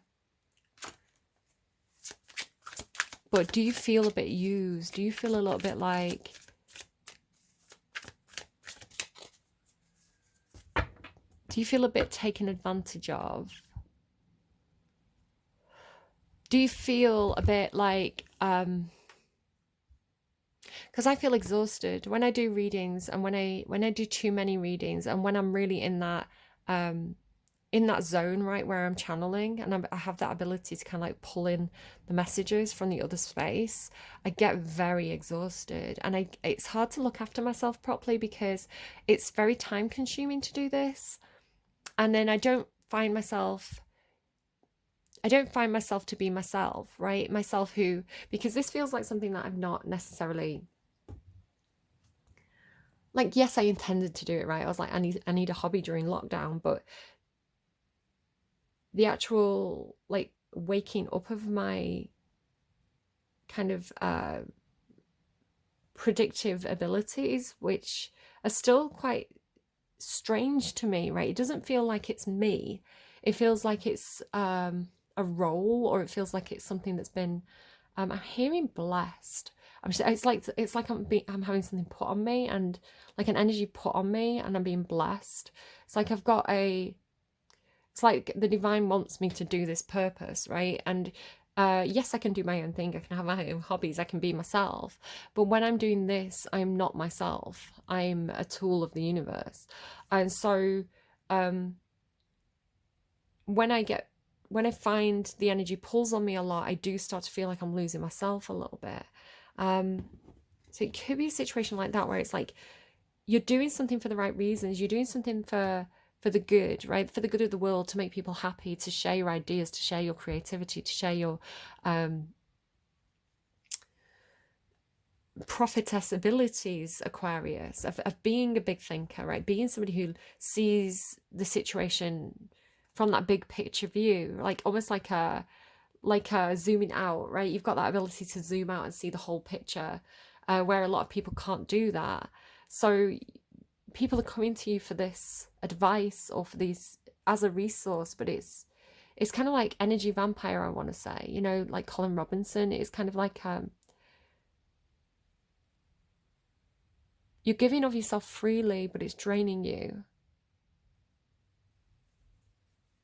Maybe the other person doesn't know when to stop, right? They don't know where you're... It's almost like you need a battery. You need a battery meter. That's kind of what I'm seeing, you know, like on the Energizer batteries. For a while they used to have a thing that you could press and it'd show you how much charge the battery had left in it. It's almost like you need something to show people your battery charge. What is my battery charge? Maybe they want me to look at my battery charge. 18%. I need to finish this reading. Right, let's go. Aquarius for October, please. Aquarius for October.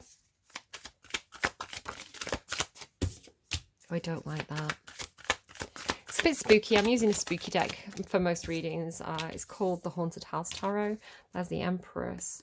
Something not right in a house, right? Something not right in a house or in a workplace or a structure or an institution. It's like something going on behind closed doors that's a secret because that card was hidden.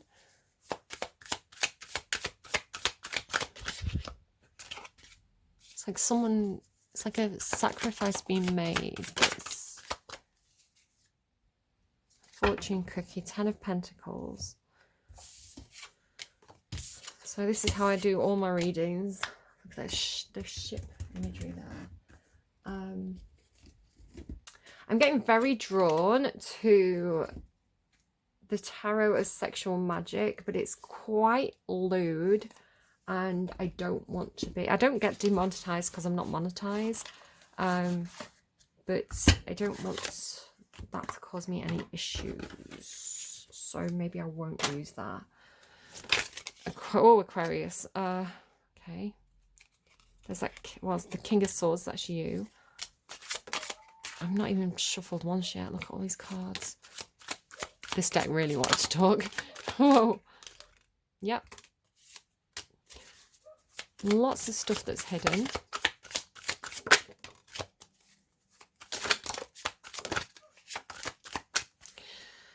Five of Coins into the Six of Coins. Somebody feeling shut out from resources, but then I want to say it's almost like, because I'm seeing this now, like a justice energy coming in to make something balanced. Yeah, justice again. Double justice. Yeah. A situation being rebalanced. So I do this, and then I just try and make sure that no two cards from the same deck are together. Again, every tarot reader is going to develop their own process that works for them. So just because I do it this way doesn't mean that anyone else has to do it this way. There's different ways of reading tarot, and no two ways are the same. There's too many cards from this deck. I'm just going to have to... God, this reading's going to be so long. I've only got 18 minutes, guys. That's the problem with doing this on camera. Now you can see and understand why I do it this way. The cards really want to talk. Maybe you really want to talk, or somebody really wants to talk to you. This Five of Cups energy. Right. Aquarius for October, please. Aquarius for October, please. Three of Wands into the Four of Wands. So getting together with the community, going to a party, going to an event, something like that. They're on the way to that tent. So it's like going to a festival, going to a home, so going to a party. But getting there and finding, because this is the sorry, did I say Pentacles? It's Wands. This is the in-between tarot, so it's the movement between two energies. Three of Wands into the Four of Wands. Right, so on the way, a community, a group on their way to an event, a party, a celebration of some milestones. There's the Sun and Moon again. Told you that was a thing. My heart's just flipped over. The Four of Wands, it's like, but you get there. It's like you think it's going to be really fun, but you get there and it's like some sort of cult. Right, it's like you get there and it's like, I don't know if I want to be involved in this situation. It's not what I was expecting.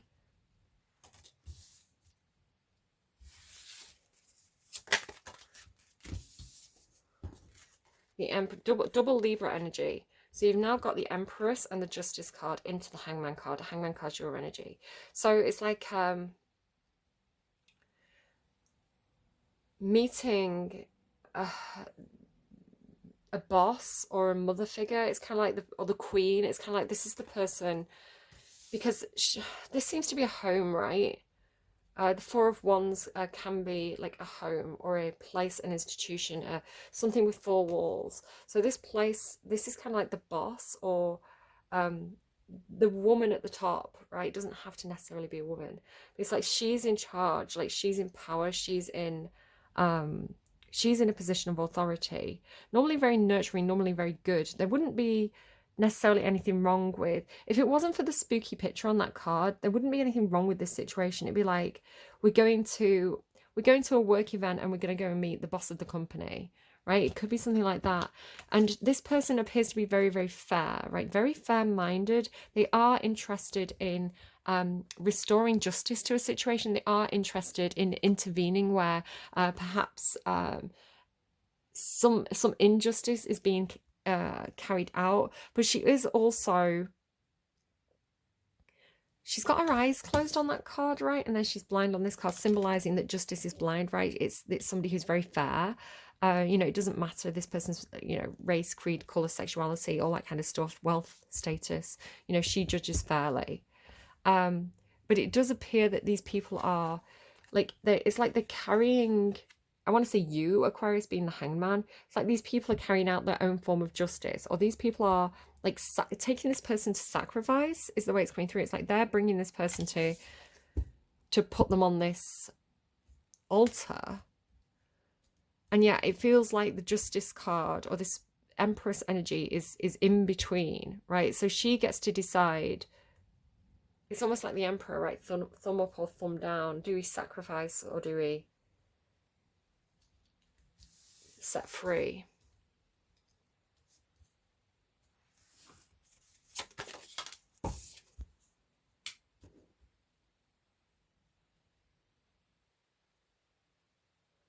the Two of Swords into the Three of Swords. So there's some, I want to say this is blocked, right? I want to say that the Justice energy, the Libran energy, the Empress energy, however you're reading that, steps in and says no, because the Two of Swords is like the cross swords. It's no, you do not pass, you do not go any further. This is blocked. I'm putting my foot down. This is not happening, right? It's almost like they show me, the do not enter road signs, like the red one with the white strip. Into the Three of Swords. So it's like she takes the blindfold off, right? So it's like, I always look at this as like he's handing her the blindfold. It's almost like something like executionary. It's right. I don't want to scare anyone. We're going into October. It's spooky season, right? People are doing stuff for Halloween. People are watching spooky movies. So it could turn out to be something like that for you. But it can also be like symbolic and metaphoric of something that's going on in your life. Metaphorical. So it's kind of like, because she has the blindfold, right? So it's like somebody's removing her blindfold, or she's removing her own blindfold. But it always looks to me like he's passing it to her, and he always looks like he has a job to do. It always looks to me like he's off to do something, right? And then the Three of Swords, so somebody who's going to do something heartbreaking. So it's almost like,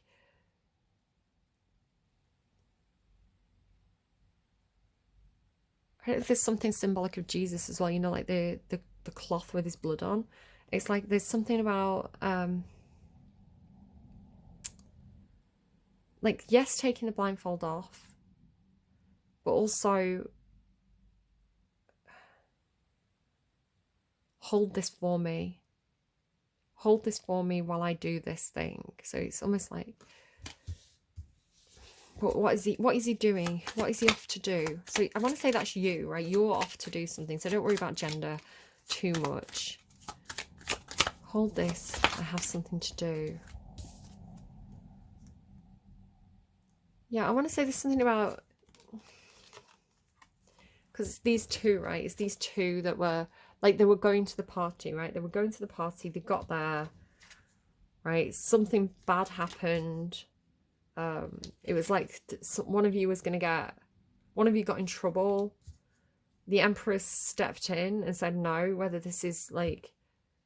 you're the male and this is the female counterpart to you. Again, we can be talking about energy, not necessarily gender or sex. It could be a mother, right? A mum steps in and says, nope, you're not doing that, right? Like, people are not pinatas, you know, something like that. Like, put the person down. That's a bad idea.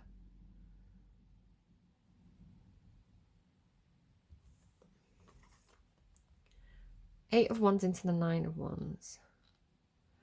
So there's some communication about responsibilities. Again, it's this idea of like, this is heartbreaking, but this is something that I have to do. This is my responsibility.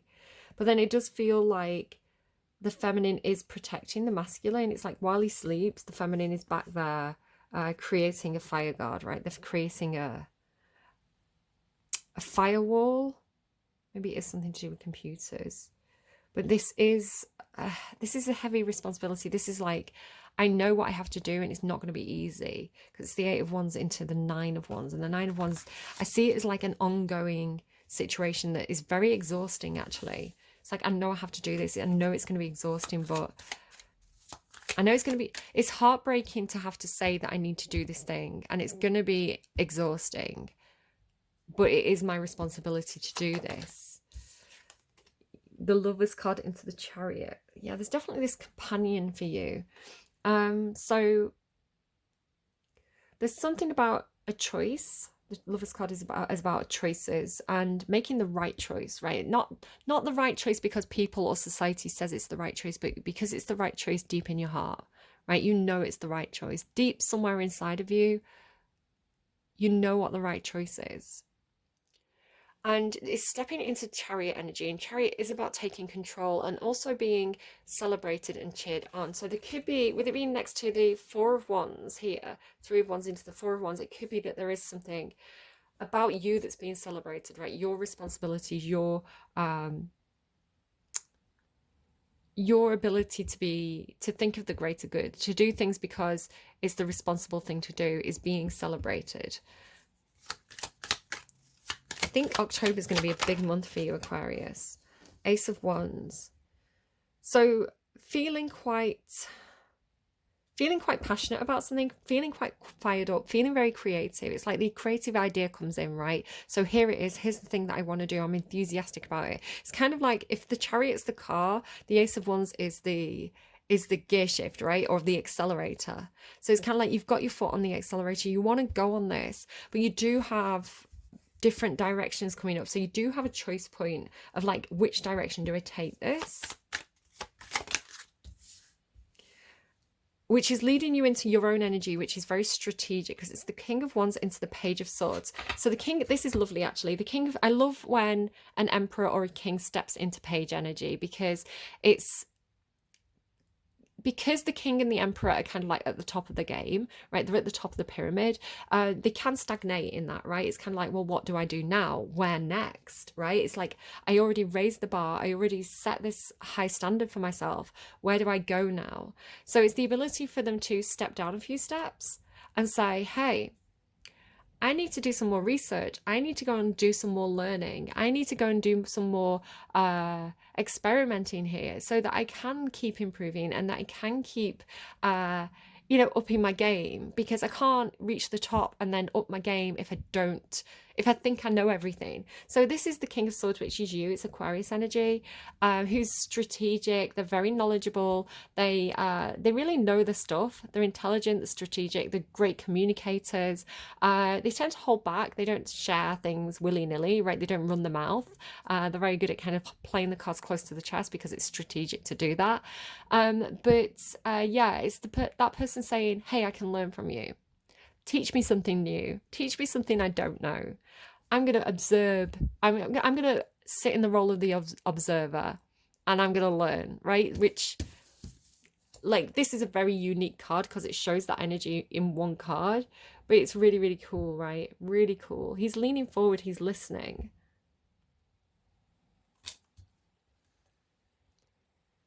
It's like, yeah, tell me your ideas. I don't know everything. It's that feeling of like, one of the first things that I learned when I went to university was they teach you that the more you learn, the more you realize, the less you know. So again, talking about paradigms, right? It's kind of like people who don't know anything think they know everything. You know, kids can think they know everything, right? Kids act like they own the world. Teenagers, they think they know everything. You can't teach them. They already know it all, right? They've got Google. But then when you mature, right, when you get to a certain point in life and you've learned so much that's contradicted the things that you thought you were so sure about, right? And it's like, I'm still teachable. I still want to be teachable. I want the universe and the world to surprise me and tell me that I'm wrong, right? To be open intellectually. It is something that comes with higher education. The more educated you are, the more you realize that you don't know anything at all. There is a sense of disappointment here. There is a sense of emotionally something didn't work out for you, which is why you've got the Three of Swords up here. A relationship didn't work out. Something didn't go the way you were expecting it to. There is some grief here for something that I want to say perhaps you had to walk away from, but you are being rerouted to a Two of Cups situation, which is going to be emotionally fulfilling. Yeah, the Hierophant. It's like, it's taking you to the right choice, right? The wrong choice leads you to the right choice. Because this is it's like the Two of Cups into the Hierophant into the Lovers. The Hierophant can be marriage. That's what's going on in this card. It's institutions, it's programs, it's higher learning. So it could be that you're going into higher learning. It's something that is right for you. I want to say, with it being the Lovers, it's like being led to the right choice. Yeah, rejection is just God's protection, right? And then this leads you to the Five of Wands. So I want to say, with it being the Hierophant and the Five of Wands, there is that thing about like fighting to get to the top of the pyramid. It's kind of like, I want to say that you're being fueled to to be passionate again, right? It's almost like Aries energy, Emperor energy, Aries energy. It's kind of like the fire under your belly, the fire under your feet, the fire under your wheels, right? It's kind of like if you felt like you were stagnating, if you felt like you were being used in some sort of way, I think the universe is recorrecting that in a way where it's kind of like you're gonna stop in engaging in the bad choices that could be some kind of self-sacrificing behavior, and even though it's going to hurt you to move away from those things, because I want to say you were doing it for the right reasons, you're going to go into something where you are almost like fighting for yourself, right? It's kind of like you want to achieve, you want to. They're showing me a cup with like it is in one of these decks, it's a cup with a trophy on. I don't think you've got it. So it's like you want to, this is like vying for the position, vying for what you want, right? It's like the fighting spirit in this Hierophant setting. So again, it could be like a work thing, it could be a marriage, it could be that you are going into higher learning because you do want to reach, it's like the top of your own personal mountain, right? You want to, like Maslow's hierarchy of needs, you want to reach self-fulfillment, you want to reach your own personal enlightenment. So you could even be competing against yourself, your past self, your, you know, the worst parts of yourself, and fighting the kind of like devils on your shoulder. Got this Justice card again, right? So the wheel into the Justice card. So the wheels are turning. It's almost like the winds of change, right? Like changing the, like the windmill. It's like the things are starting to move, right? Things are starting to move. So if you felt as well, with this being with the Nine of Wands here, if you felt like there was some movement that felt like a millstone around your neck, I want to say that again, it's kind of like the weight of the millstone is creating some kind of pull, which is creating some kind of movement, which is turning the wheel in favor of justice, right? With this kind of truth, like the way that courts should be, the way that the laws should be, which should be for the greater good, right? There should be honor, there should be justice, there should be fairness, there should be equality, there should be things should be above board, right? There should be valor. These things that I think we've forgotten in our current society, you know, doing things for the right reasons, which is because it's right, and not because, and that's the choice I want to say is deep in your heart, because you know what's right. And there's an anger to that, there's an edge to that. I'm getting patted on the back again. And I think that's something to do with the fire in your belly, the choice to do what's right, the choice to be Aquarius, right? And to be humble with that. It's making me think, I've just watched a film called White Noise with the guy who played Kylo Ren. I can't think of his name. Yeah, it's hard to pull in my own information when I'm channeling. I've heard other readers say that as well. It's like it's a different part of your brain that's active. Like I say, it's kind of like not necessarily, I'm not always myself when I'm doing readings. So yeah, so this guy, this is you, right? This is you. Or you could be dealing with another King of Wands. This could be about legal advice, like the right person with the right advice coming at the right time. You know, somebody who knows the rules, they know the contracts, they know the legal system, they know legalese. You know, they get it. So this person who can teach you or you can learn from, they do look like a teacher. Maybe you're going to be a teacher. Maybe you're going into teaching, right? To teach people how to do it the right way, to do it the logical way. Could be that you're teaching something like physics or like computer science, you know, something very logical, medicine, law, something where there's a formula to it. This fell on the floor, which tells me it doesn't want to be part of your reading right now, but we'll have a look at it. Two of Wands into Three of Wands. So Two of Wands is about juggling, and Three of Wands is about waiting for your ships to come in. I want to say, because I know there's ship cards here that haven't come out yet, it's like your ships are going to come in. There's no more juggling. There's no more waiting, which is why that fell on the floor. There you go. There's the ship. So the Ten of Swords, right? Ten of Pentacles, Ten of Swords. I need a few more cards.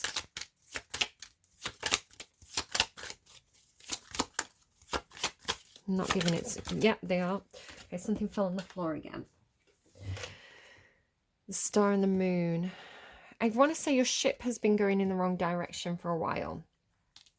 Your ship's been going in the wrong direction. You were going towards a false star, right? You were going towards a light that was not, you see like the sun and the moon here.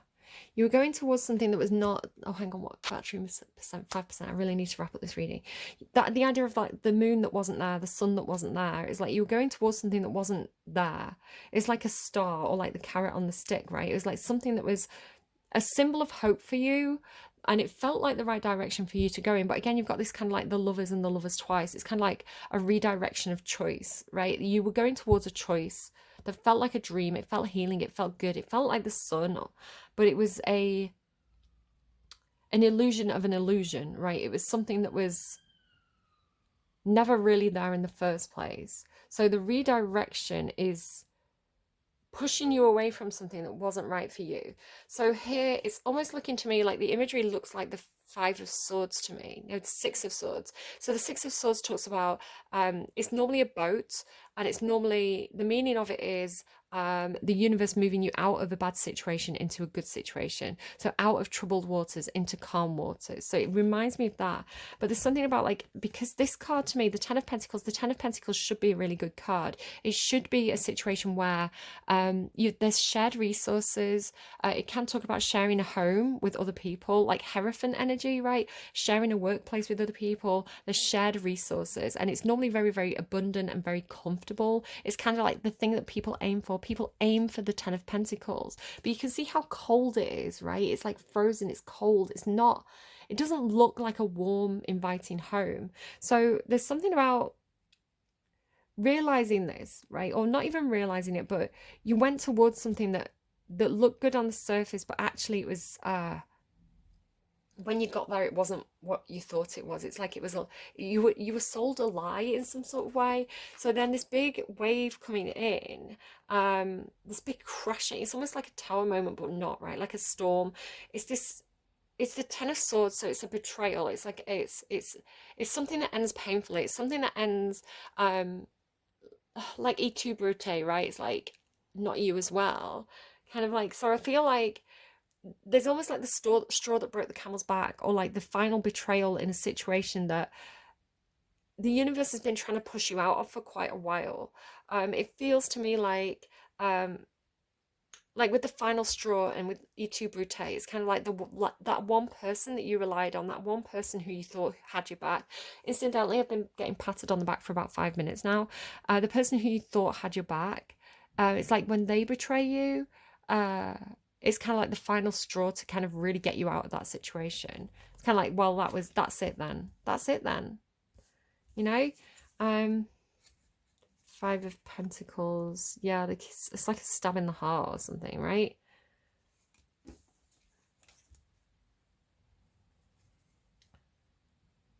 It's like someone slams the door in your face and you're like, I can't believe that person slammed the door in my face. Like, I thought that person's door was always open to me, and yet I'm out here in the cold. It's like literally being rejected by a university, and you thought you were in, right? You thought you had your foot in the door. You thought you were part of that institution, or like a workplace that, no, we're not renewing your contract by. Not that I want to scare anyone, but it has that kind of feeling. Or like going to a family home and thinking that you were always welcome, and like, I don't know, brother-in-law saying, nope, I know we used to get on, but yeah, you're not welcome here anymore. And being like, I can't believe that's it. I can't believe that I don't have access to that anymore. I feel really like affronted on your behalf. But I want to say it's good, right? It's good because there was something about it that wasn't right in the first place. There was something about it that was a false dream. Rose for women into the Three of Coins, Two of Coins into the Three of Coins. So this balancing, this juggling, it's like you weren't being listened to, right? You weren't being listened to. And you were trying to say something important. This, I think, came out for like Aries. It's like trying to say something important but not being listened to. Because it's like these people are, it's like they've got their own thing going on. They've got their own good ideas. And then, this person who's screaming about something important, like, they're just not paying attention. And then the ship comes in, right? Then the ship comes into safe harbor with the Ten of Wands. So the Ten of Wands is about putting down those burdens, putting down those baggages. You know, the thing that was causing you so much stress and heartache and burdens, and you know, the responsibilities that were really hard work. It's like suddenly it's like it's light work now, because the big ship's here to which is being celebrated, right? Because it's like you can transport things more easily. So it's like your burdens, your responsibilities that were so heavy are now being carried by a bigger ship. So I want to say you're out of one ship. Like one ship is being destroyed, or you're being pushed out of it because you're being moved into a ship that is more supportive, right? There's a more encouragement there, more gratitude, more celebration, where you thought you were going to be celebrated here and you found yourself sacrificed. It's like, I thought I was going to be given my gold star, and now I find myself being beaten up. Like, how did I don't understand why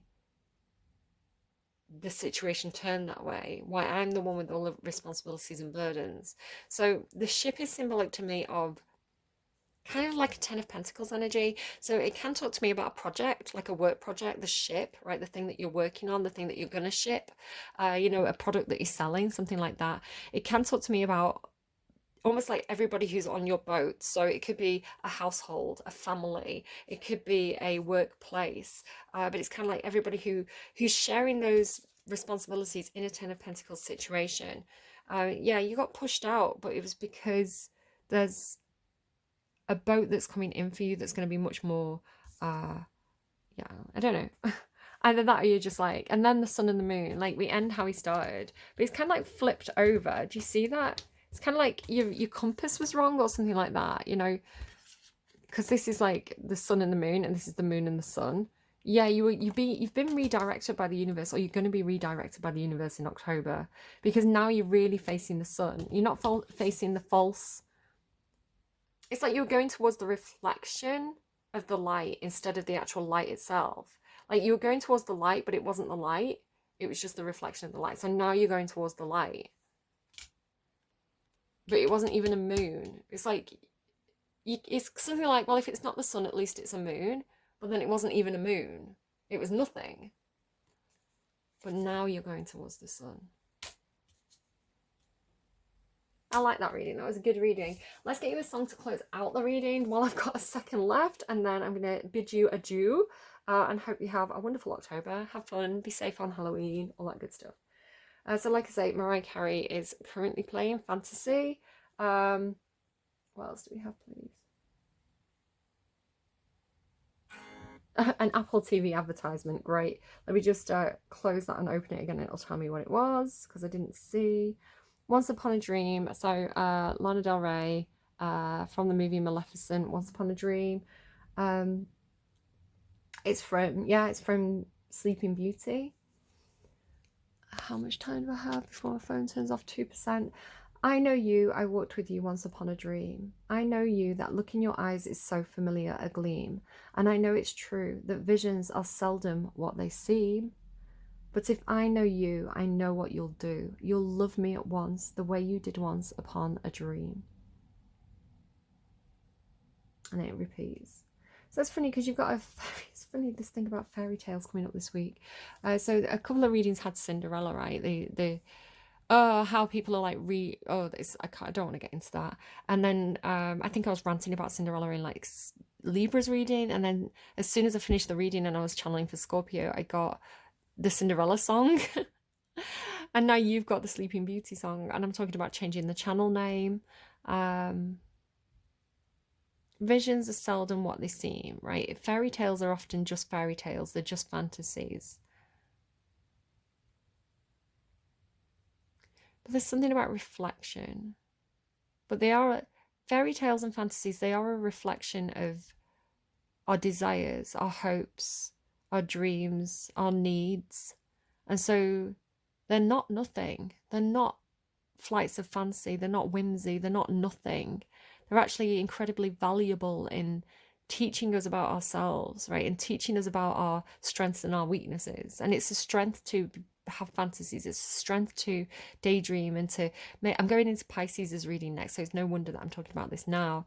The Knights, right? Pisces are the Knights for me. Maybe you're on the cusp, maybe you're Aquarius, Pisces cusp, so go and watch Pisces' reading, or you've got Pisces placements. But Pisces is the great dreamer, and you can't change your reality if you can't dream of something different. So fairy tales are very, very valuable actually in giving us a sense of hope and giving us a sense of the world can be a better place. My reality can be something different than it is now. So it is something worth holding on to. It's not nothing. But you do need the pentacles behind it, right? You need the practical support, the practical help. You need the money to make things happen. You can't. Can you sell a dream? I mean, that's what Hollywood did, and they made a lot of money out of it. You can sell dreams. That's interesting, right? Going into Pisces energy now, and I've got a lot coming in already. Take care of yourselves, Aquarius. Yeah, you've got your own back. And remember, you are the King of Swords, right? You've got the King of Swords twice, and you can always learn something new. And you're in your own energy, and that's the best place to be. So keep on trucking. Things are going to get better. Things can only get better. That was the song for Labour when they won the election. All right, I'm going to go. Take care. I will see you again soon. Bye, friends.